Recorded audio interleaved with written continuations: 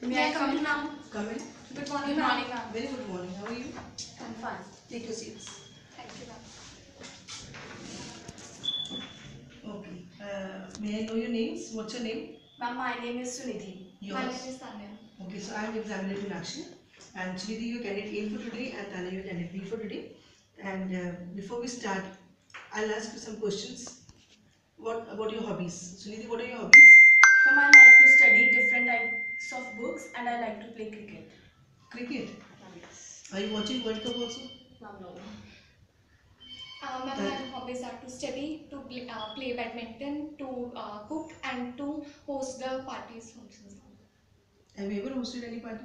Yes, ma'am. My cousin sister's marriage was there. Okay. And next question is, what are the things that you like most about your school, Sunidhi? Ma'am, I like the teaching way of the teachers and their hard work can be seen in the very good results of the students. Tanya, yours? Ma'am, I like that they provide us platform to build our confidence and to explore our hidden talents. Good. Let's move on to the next task, that is topic presentation. So Sunidhi, you being candidate will speak the topic first and Tanya will put some questions to you. So what is the topic for today? Ma'am, the topic is life is full of ifs and buts. Okay, start your topic. A lot of people have an attitude that involves a lot of ifs and buts. People who welcome everything with either an if or but are essentially the people who are unlikely to succeed in life. Why is that so? Experiencing different things in life gives people an edge. Going out and involving one in various kinds of activities provides knowledge and experience about various things. Since no knowledge ever goes to waste, one never knows when their experiences might come handy. Thus, people who are always ready to be on the go are more likely to succeed. On the contrary, people who welcome everything with either an if or but often lose out on some of the best opportunities of life. And without these opportunities, they lack the basic strong foundation which is important for gaining success. Thank you. Okay, Tanya, ask us some questions. Okay, Sunidhi, as you said that if and but won't lead us to success. So, I mean, why this is so? If a person involves himself in if or but, then they do not experiencing different things in life. And without the experience and the knowledge, that person cannot gain success. Okay, Sunidhi, so instead of if and but, what a person should use?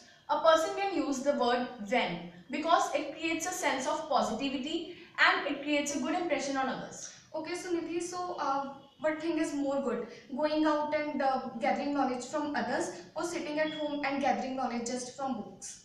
The thing is that both things have their own advantages and disadvantages. A person sitting at home and reading books can also gain success and can get knowledge, and a person going out can also gather knowledge. But the thing after comparing we get is that going out and seeing the practical things is more better. Okay, now Tanya, it's your turn. Now my topic is life is full of ifs and buts. Many of us have heard and even used the idiom no ifs and buts at some points of our life. Well, the phrase if and but refer to such an attitude which often becomes a huge hurdle in the path that lead to success. Whenever we use word if, we are putting condition on the potential action by doubting that they would even happen. For example, if I'll have more money, I'll buy a new house. This statement is referring to a state of not having enough.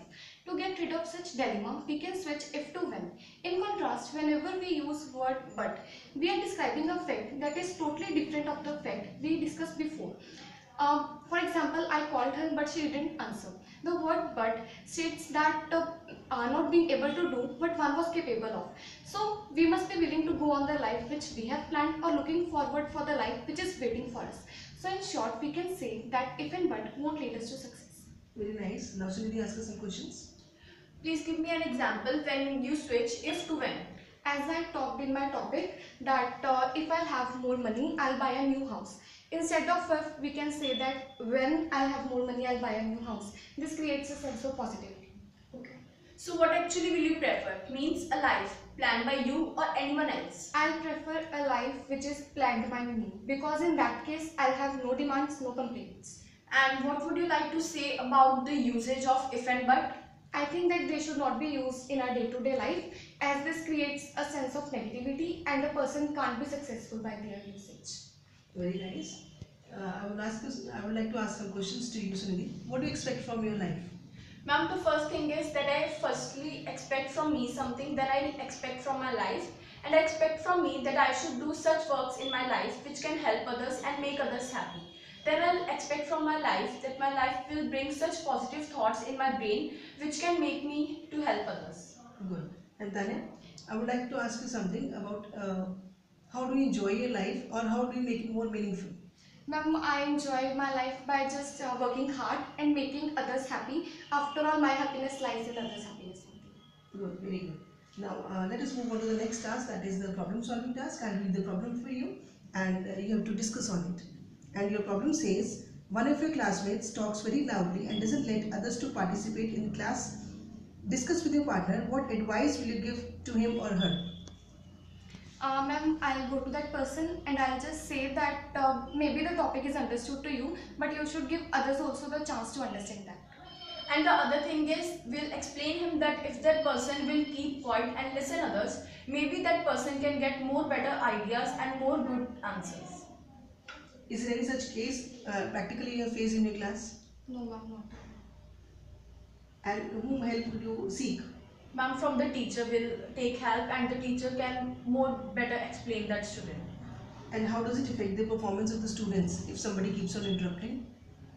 Ma'am, if somebody keeps on interrupting, then the other person is not able to participate, and because of that, maybe they lack in the class. Yes, if they can score less marks and it can really harm their. So at your level, how will you convince that student not to do such things in future? Ma'am, we'll try to explain him by telling the negative points of interrupting. And in that, not only he is having loss, but others are also having loss. Then how will you create a positive atmosphere in the classroom? Ma'am, I'll just keep a check on that anybody is disturbing or not, and if anyone is disturbing, I'll talk to that person instead of going to teachers, because in that case the person can feel something like that. So I'll talk to that person. Okay, thank you so much. Thank you, ma'am. Thank you.